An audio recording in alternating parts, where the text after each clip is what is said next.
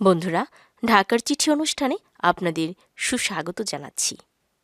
জমিদার বাড়ি আমাদের ইতিহাস, সংস্কৃতি আর স্থাপত্য ঐতিহ্যের এক গুরুত্বপূর্ণ অংশ।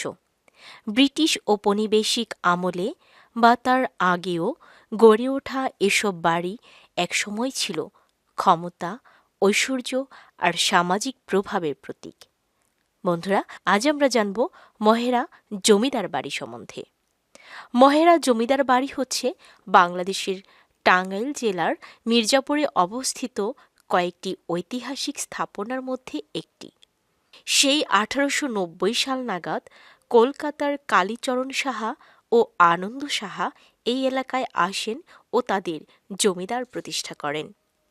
মহেরা জমিদার বাড়ি বাংলাদেশের ঢাকা বিভাগের টাঙ্গাইল সদর থেকে প্রায় 18 কিলোমিটার দূরে 8 একর জায়গা জুড়ে এই মহেরা জমিদার বাড়ি বিস্তৃত।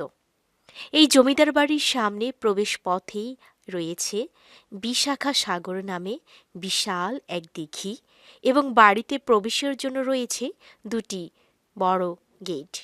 এছাড়াও মূল ভবনের পেছনের দিকে পাশরা পুকুর ও রানী পুকুর নামে আরও 2টি পুকুর রয়েছে এবং শোভা বর্ধনে রয়েছে অনেক সুন্দর ফুলের বাগান।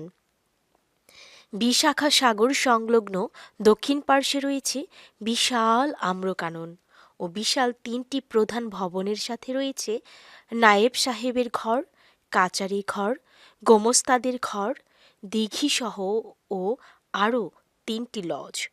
এখানে রয়েছে একটি ফোয়ারা যা 1890 সালে নির্মিত করা হয়েছে।